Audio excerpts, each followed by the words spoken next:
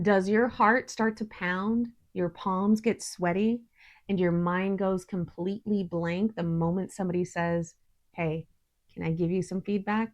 If you said yes, you're not just being sensitive. In fact, it's your brain doing exactly what it was designed to do millions of years ago. It's a biological reflex, an ancient survival wiring that's just been tripped. And that feeling, that deep gut punch sense of being under attack, is the single biggest thing holding you back from your own growth. But what if it didn't have to be this way? What if you can learn the secret to sidestepping that old school programming? Stick with me because I'm about to break down the science of why feedback can feel like a physical threat and give you the exact science backed strategies to rewire that response. By the end of our time together, you'll have a toolkit to turn even the harshest criticism into your greatest advantage. So, to fix this, we first need to understand what's truly happening inside our heads. Why does a simple comment from a higher up or a romantic partner feel less like a helpful tip and more like being hunted by a saber-toothed tiger? Even the answer is buried deep in our brain's limbic system, often called our emotional brain. And inside the system is a tiny almond shaped bit of hardware called the amygdala. Think of the amygdala as your brain's twitchy, over caffeinated security guard.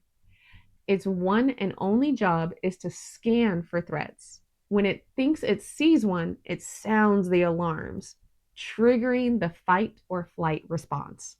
Now, here's the catch: this system is old, like really old. It's evolved when threats were almost exclusively physical. It's brilliant at spotting a predator in the bushes, but it's terrible at telling the difference between a threat to your life and a threat to your ego. So when your manager says this presentation could have been stronger, your amygdala doesn't hear constructive advice. It hears you're not good enough. Your spot in the tribe is in jeopardy. And it treats that social threat with a level of panic that feels shockingly similar to a life or death situation. Instantly, stress hormones like cortisol flood your system. Your heart rate skyrockets, your muscles tense, and the rational thinking part of your brain, your prefrontal cortex, gets shoved to the side.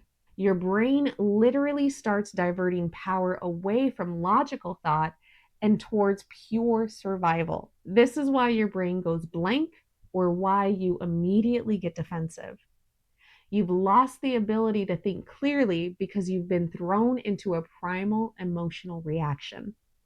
And to make things even worse, we have this deep seated fear of losing face. As social creatures, our survival has always depended on our standing within the group.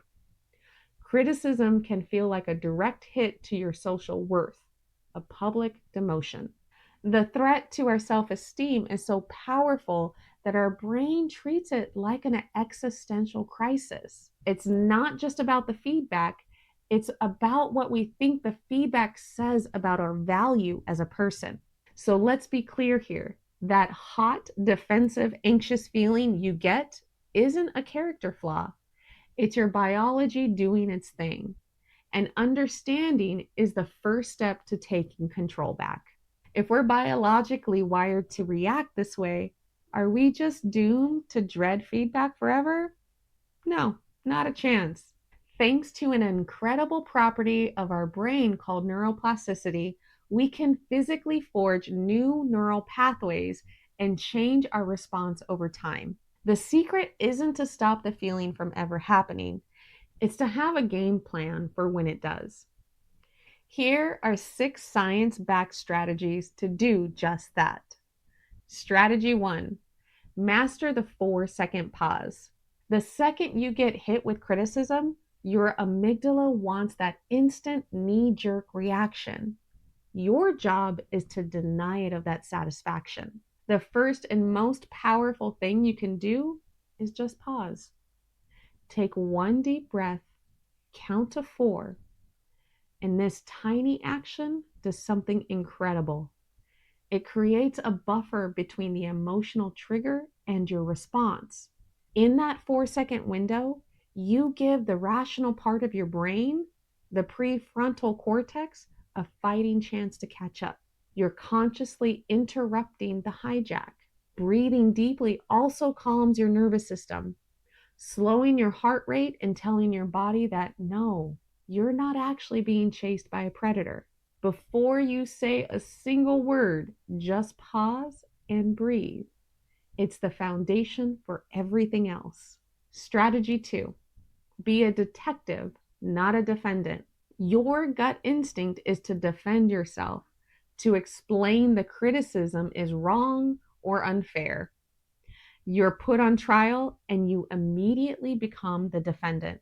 I want you to consciously switch jobs. Instead of a defendant, become the detective. A detective's mission isn't to argue, it's to gather clues.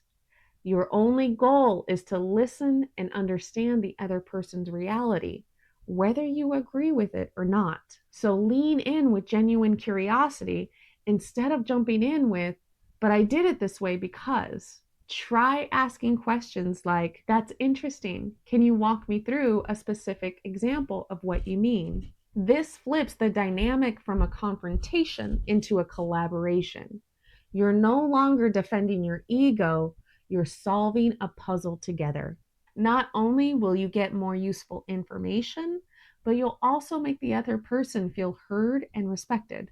Strategy 3, deploy the gratitude shield. So this is going to sound completely backward, but one of the most disarming things that you can do when criticized is simply say thank you.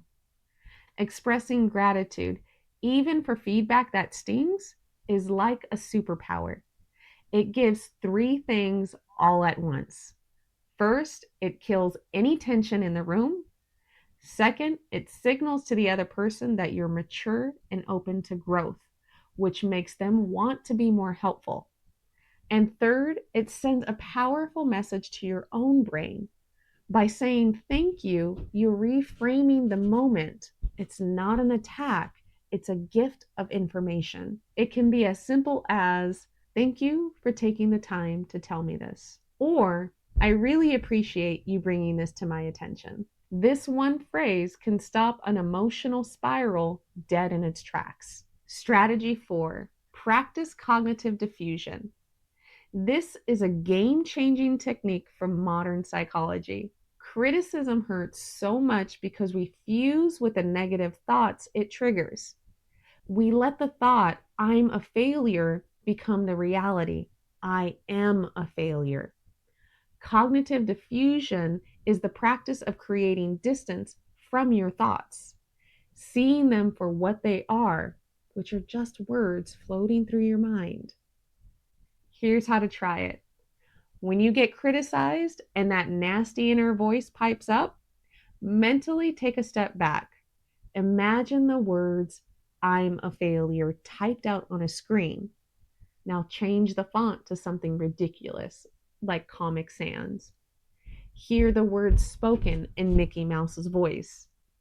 When you play with a thought, you strip it of its power. You realize a thought is just a thought, not a legally binding verdict on who you are. Strategy 5, start rejection training. Our sensitivity to criticism is often so high because we don't experience it enough in a controlled way. The solution? Get some reps in. This idea is sometimes called rejection exposure. It's intentionally putting yourself in low-stakes situations where you might get feedback or be told no. This can be asking for a 10% discount on your coffee, asking a restaurant if they'll make something that's not on the menu, or asking a trusted colleague for feedback on a small project. The goal is to get comfortable with the feeling of being evaluated and to prove to yourself that you will survive. Each time you do this, you desensitize your emotional response. You're basically taking your amygdala to the gym to build its resilience muscle. Strategy 6, know your personal triggers. Finally, mastering feedback is all about self-awareness. We all have specific sore spots where criticism wounds us more deeply. Maybe it's feedback about your intelligence, your creativity, your parenting, or your appearance. These are your personal triggers, often wired in by past experiences and deep insecurities. Take some time to reflect. What topics make you immediately defensive? What's the last time you felt that emotional surge? What was it about? By identifying your unique triggers, you can anticipate your reaction. When you know you're about to discuss a sensitive topic, you can mentally prepare to use the other strategies, to pause, to play detective, and to deploy that gratitude shield. Awareness is what allows you to give conscious, chosen response instead of an automatic emotional one. Just imagine for a moment what it would feel like to truly master this. Picture yourself 6 months from now. Your boss says those familiar words. Got a minute for some feedback? But this time, something's different. There's no jolt of fear. Your mind doesn't go blank. And instead, you feel a sense of calm and maybe even curiosity. You listen, you pause, and you ask questions like a detective, genuinely digging for the data. You thank them for insight. You walk away from that conversation not feeling wounded or smaller, but feeling empowered with a clearer map for your own improvement. This isn't a fantasy. This is what happens when you stop seeing feedback as a verdict on your worth and start seeing it as what it really is: fuel for your growth. The criticism itself doesn't have to change, but your relationship with it can.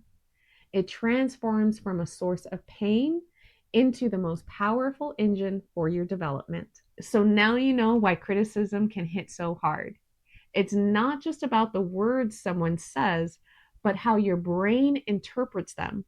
The problem is, most of us just hear the critic and move on. We replay it, we pick it apart, we relive the moment until it's bigger than the actual event. That's because criticism and overthinking often work as a team. Once a comment triggers your threat response, your brain tries to solve the discomfort by analyzing it from every angle. But instead of finding clarity, you end up stuck, burning mental energy and reinforcing doubt. That's why the next step after understanding criticism isn't just about building thicker skin, it's about learning how to stop the mental loop that keeps the sting alive. In the next video, Stop Ruminating: The Science of Overthinking, I'll break down why your brain clings to certain thoughts, how that cycle affects your mood and confidence, and the practical tools to interrupt it before it takes over. And if you're in Washington and looking for therapy support from a practice that gets high functioning, emotionally exhausted professionals, we're here. Just visit goldenwestcounseling.com to get started with a therapist who can help you move from insight to change. For those of you that are looking for more personalized, concierge level therapy experience, I personally offer premium support tailored to high functioning professionals in California, Washington, Oregon, and Arizona, where I combine therapy and professional leadership to support high achieving professionals in breaking unhelpful patterns, reconnecting emotionally, and leading with integrity. Go to goldenwestcounseling.com and click on Veronica Anderson's profile. I'll see you in the next video. Stop Ruminating: The Science of Overthinking. It's the follow through that makes handling criticism less about survival and more about growth.